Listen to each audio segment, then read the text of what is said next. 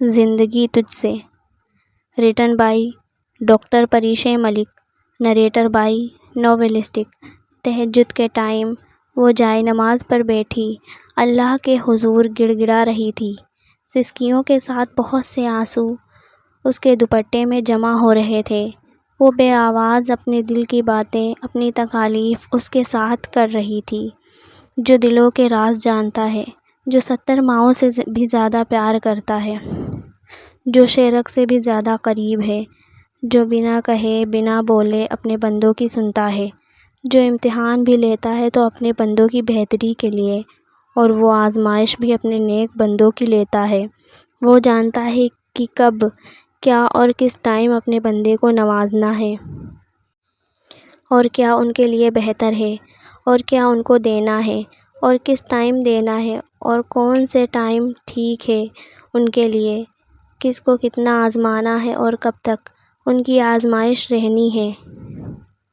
بے شک اللہ جس کی آزمائش زیادہ لیتا ہے ان سے زیادہ محبت بھی کرتا ہے، اور جو نیک بندے ان کی آزمائش پر صبر سے کام لیتے ہیں ان کے لیے بہترین انعام ہے۔ ان میں سے ایک اللہ کی نیک بندی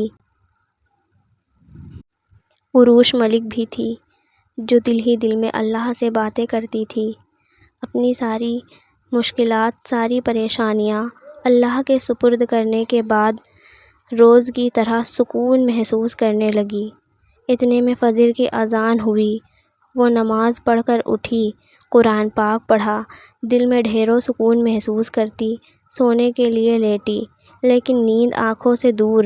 تھوڑی دیر وہ ایسے ہی لیٹی، چھت کو گھورتی رہی، کئی باتیں اس کے مائنڈ میں آتی جا رہی تھیں، پر وہ قرب سے آنکھیں موند گئی، کئی آنسو نکل کر اس کے تکیے میں جذب ہو گئے۔ اپنے دوپٹے سے آنکھیں صاف کی اور اپنی ساتھ والی چارپائی پر دیکھا، اس کی چھوٹی بہن عائزہ دنیا جہاں سے بے نیاز، بے خبر سو رہی تھی۔ باہر اجالا ہو چکا تھا۔ وہ اٹھی، اس نے پیار سے بہن کے سلکی اور گھنے بالوں میں ہاتھ پھیرا، ماتھے پر پیار کرتی، اپنے سر پر دوپٹہ ٹھیک کرتی باہر چلی گئی۔ باہر چھوٹا سا صحن، جہاں پر ایک چھوٹے سے کمرے نما کچن، ساتھ ہی 2 چارپائیاں بچھی ہوئی تھیں، ایک پر اس کے بابا ملک اعظم جو اس کے ایک ٹانگ سے معذور تھے، آسمان کو گھورنے میں مصروف تھے۔ دنیا جہان کی سوچیں اور پریشانیاں ان کے چہرے سے ظاہر ہو رہی تھیں۔ اس نے اپنی آنکھیں سائیڈ پر ایک چارپائی پر سوئے اپنے دونوں چھوٹے بھائیوں کو دیکھا جو سوئے ہوئے تھے۔ ملک اعظم جو کہ ایک بینک مینیجر کی حیثیت سے ایک بینک میں فائز تھے، ان کی بیوی عاتکہ بیگم جو ان کی کلاس فیلو تھی، ان کی پسند کی شادی تھی۔ ملک اعظم کے کوئی بہن بھائی نہ تھے، ماں پیدا ہوتے اس دنیا سے فانی کوچ کر گئی۔ ان کے والد معمولی سی گورنمنٹ ملازم تھے۔ جب ملک اعظم یونیورسٹی کے آخری سال میں تھے، ان کے والد کی اچانک ڈیتھ ہو گئی تھی، وہ بالکل اکیلے ہو گئے۔ انہوں نے اپنے والد صاحب کو عاتکہ بیگم کے بارے میں بتانا تھا، لیکن ان کو موقع نہ ملا۔ ملک اور عاتکہ بیگم کی شادی ہو گئی۔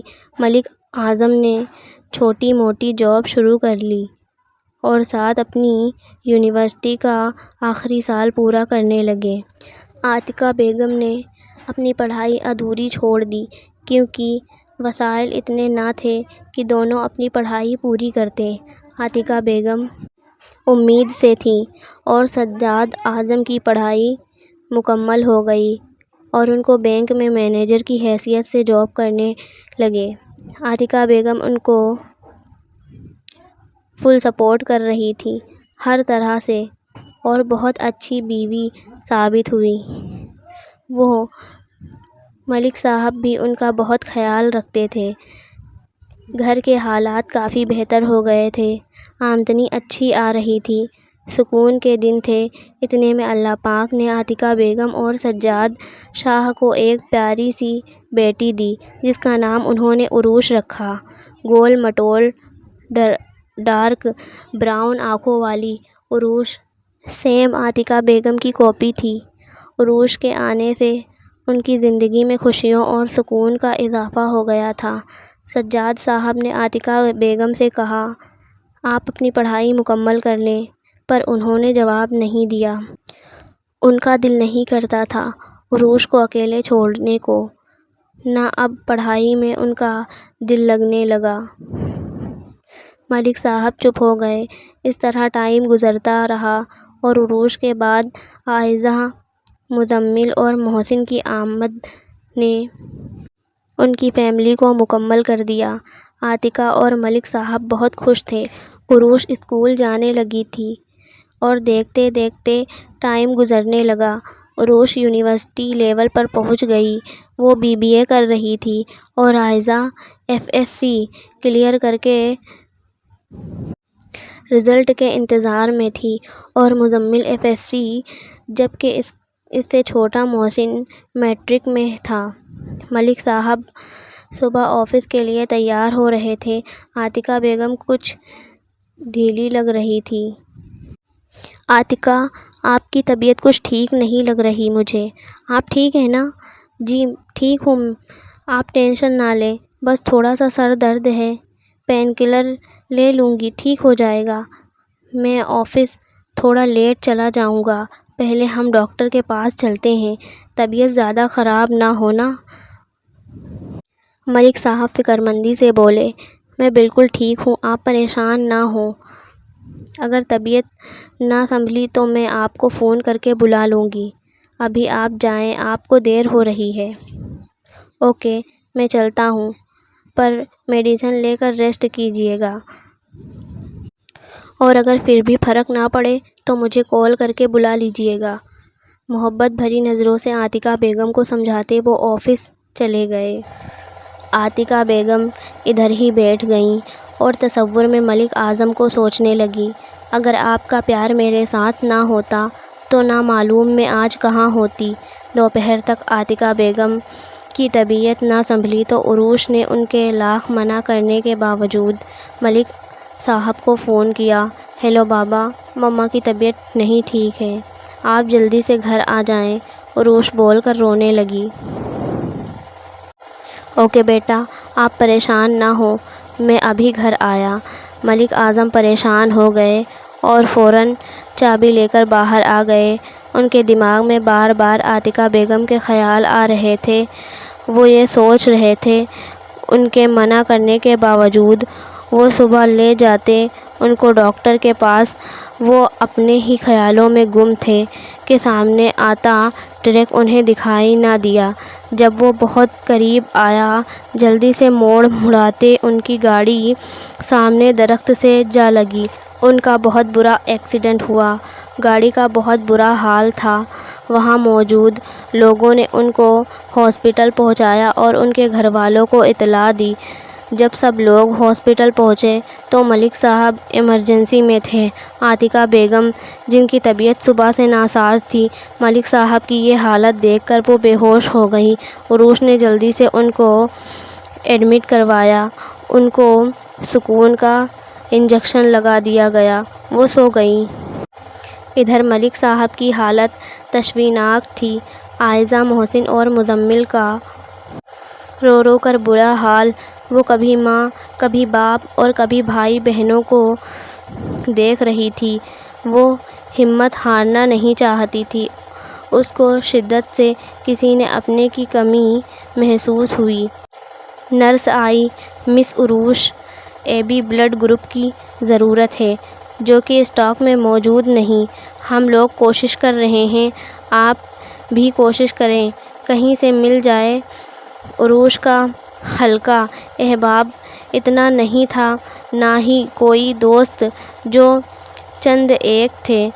ان کو کال کی پر کسی کا AB نہیں تھا۔ وہ بہت پریشان ہوئی اور اللہ سے مدد مانگنے لگی۔ الوش بیٹا، میرے ایک دوست عزیز کی طبیعت ناساز ہے، بیٹا اور آج ہی ایک امپورٹنٹ میٹنگ بھی ہے، میٹنگ بھی ضروری ہے۔ آپ ایسا کریں کہ آپ کو ہاسپٹل چلے جائیں، میں کل چلا جاؤں گا۔ ٹھیک ہے بابا، اگر آپ کہتے ہیں تو میں چلا جاتا ہوں کچھ دیر میں۔ فی الحال تو میں اپنی ماں جی کے ساتھ ان کی فرینڈ کے گھر جا رہا ہوں، ان کو ڈراپ کرتے ہی میں وہاں چلا جاؤں گا۔ بابا آپ پریشان نہ ہوں۔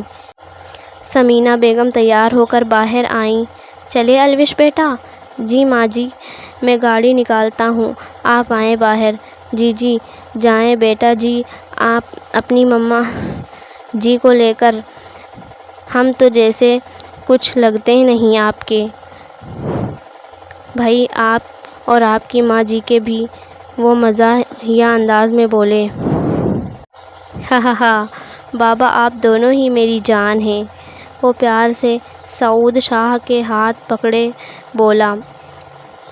بابا ماں جی کافی دنوں سے آنٹی رضیہ کے ہاں جانے کو بول رہی تھیں، میں نے سوچا آج لے چلتا ہوں۔ پکا پرومس، واپسی پر آپ کے دوست کی عیادت کے لیے جاؤں گا، اس کے بعد سیدھا آفس۔ لیکن آپ ناراض نہ ہوں مجھ سے پلیز بابا۔ بیٹا آپ کے بابا ویسے ناشکرے ہیں، سارا دن آفس میں انہی کا کام کرتے ہیں۔ آپ اگر آج تھوڑا سا میرے لیے ٹائم نکال رہے ہیں تو یہ ناراض ہو کر بیٹھ گئے۔ وہ بھی ناراض ہوتی صوفے پر بیٹھ گئیں۔ ارے نہیں نہیں بیگم، میں ناراض نہیں، جائیں بیٹا، آپ لے جائیں اپنی ماں جی کو۔ ہماری گورنمنٹ ناراض ہو گئی تو کھانا نہیں ملے گا شام کو، اس لیے ان کو ناراض کرنے کا رسک نہیں لے سکتا۔ چلے بیٹا شاباش، جائیں۔ ہا ہا ہا، تنگ نہ کریں آپ بابا ماں جی کو۔ آپ بتائیں مجھے کون سا ہاسپٹل ہے، میں واپسی پر ادھر چلا جاؤں گا۔ سٹی ہاسپٹل ہے بیٹا۔ اوکے بابا۔ ماں جی میں گاڑی نکالتا ہوں، آپ آ جائیے۔ جی بیگم صاحبہ، آپ ناراض تو نہیں؟ اب تو خوش ہیں؟ شام کو کھانا ملے گا نا؟ وہ تو شام کو ہی بتاؤں گی، وہ مثنوی غصے سے کہتی باہر چلی گئیں۔ ہا ہا ہا، سعود صاحب ہنس دیے۔ الوش گاڑی نکال چکا تھا، ماں جی کے لیے فرنٹ ڈور کھولا اور خود ڈرائیونگ سیٹ پر آ کر بیٹھ گیا اور ڈرائیو کرنے لگا۔